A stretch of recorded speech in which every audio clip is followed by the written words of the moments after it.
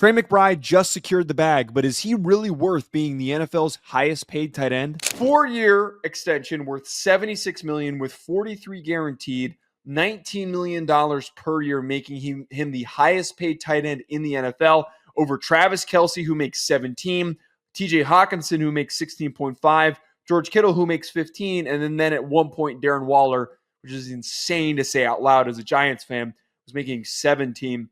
In 2023, he had 825 yards, 81 receptions, and 3 touchdowns. In 2024, he took an even bigger step forward, 111 receptions for 1,146 yards and 2 touchdowns.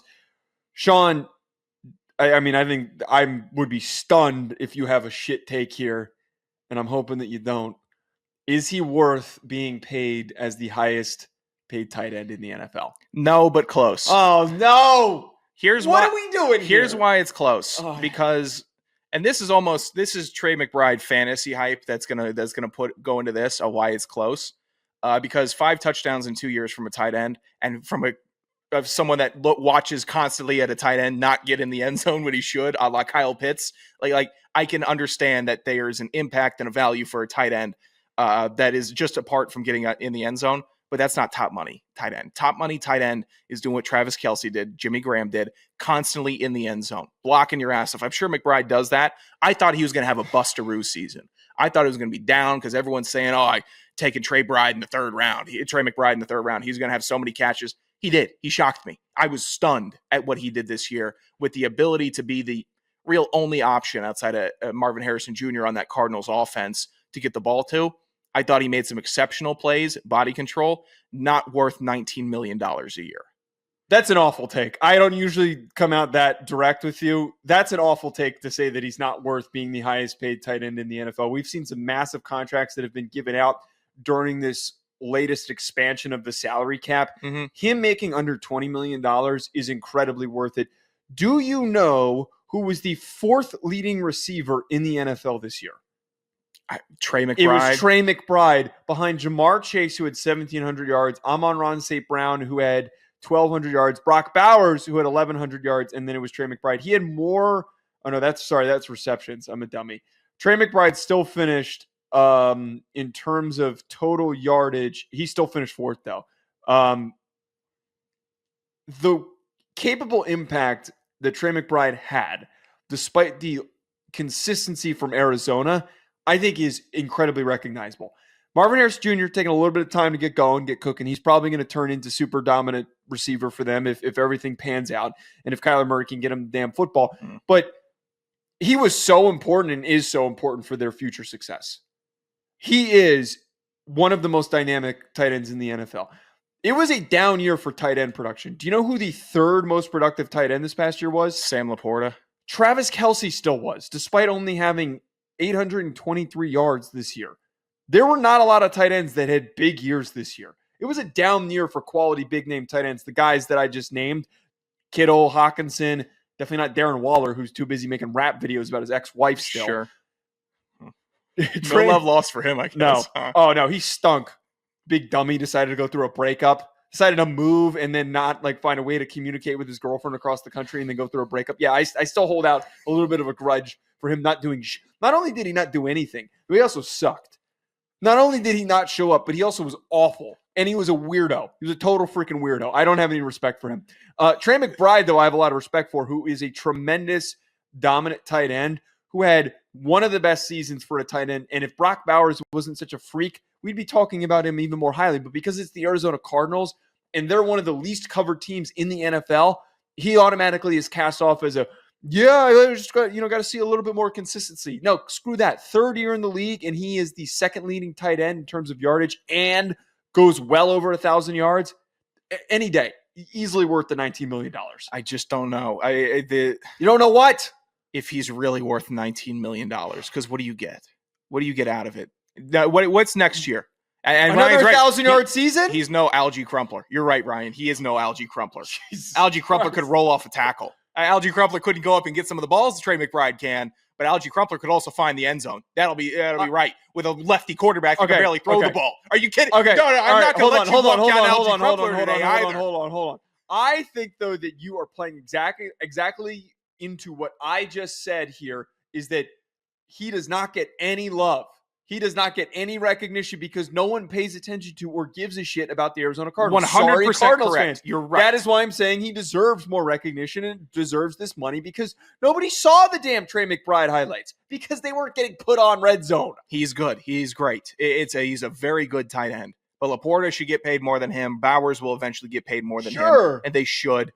They're not up for contracts, though. Pitt's paid less. There's going to be some players that he... Oh, you just calling out this guy deserves less money? Nice. Well, come on. Kyle Pitts has had time, and he did not put together a year like Trey McBride did this past season. I'm sure year 5 is going to be great, Kyle. I'm really rooting for you. Paying that much to a tight end, typically, it would be a foul move. I get it. It's the Cardinals. They're kind of floating in the.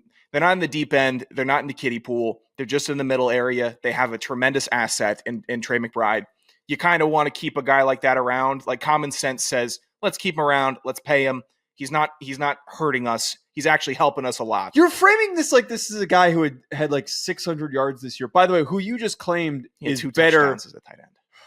It's tough. It's tough for me. You have to understand why throwing him the football. He has a toddler throwing him the football. Oh, is that toddler going to keep on throwing him the ball this year?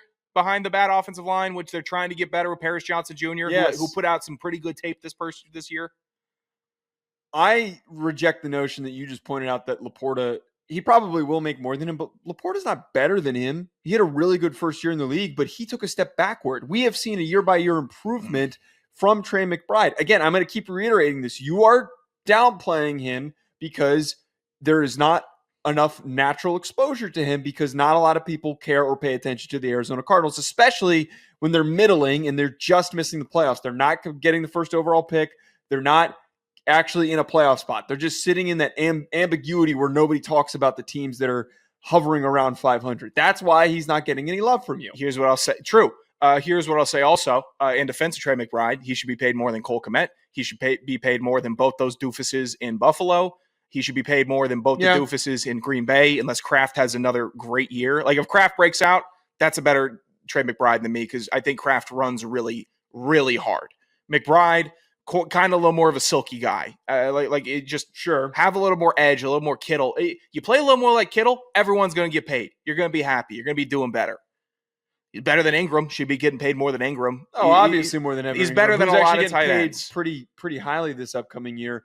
I don't know. I just don't like the way that you're framing him as if he's some sort of... It's the Cardinals. They had to make a move. I get it. He's one of their best players. He's one of their players. Stop. You're saying that...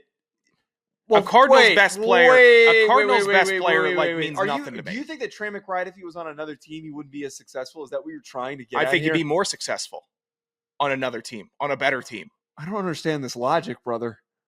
I just don't get why the Cardinals feel like dumping a bunch of money, $19 million. They have one of the best tight. They have one of the best tight ends in the NFL. Yeah, but they're not going to do anything. Getting tight end. So what are you doing? I don't think they're realistic. So you're just supposed to mail it in and give up? They're not realistic about their situation.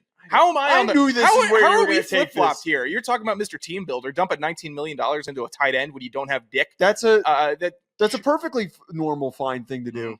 A guy, I don't like the. You just called them out for having a toddler quarterback and a bad offensive line. You're praising them paying a tight end a bunch of money. Don't like paying free agent tight ends. Drafting tight ends and keeping them around ends up being something that pans out. Think about the last tight end that was traded for or that was signed in free agency that has gone on to be super productive. Most of those guys stick with their teams and they end up having long, successful careers. Like seriously.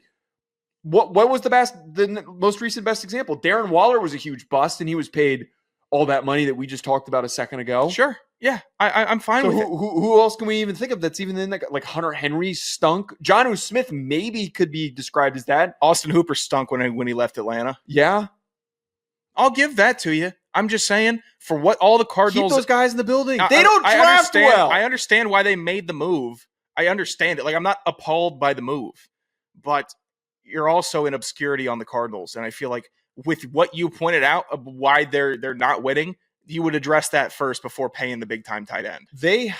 I would argue addressing keeping the guys in the building that you are drafting that are performing well is top priority. Like look at all the guys that they've drafted that have not panned out. And then also on top of this, guys that they have drafted that have gone elsewhere, Son Reddick, Isaiah Simmons, that have carved out roles with other teams, that has been the turnstile that is this Cardinals roster. So when you very rarely find a guy as successful as Trey McBride, you pay him, and you pay him the most out of any tight end. I hope he does really well. I hope he has a really good season. I'm sorry, I'm getting caught up in the mix. Hey, Jim Schultz. Yes, I did. I did put him over Randy.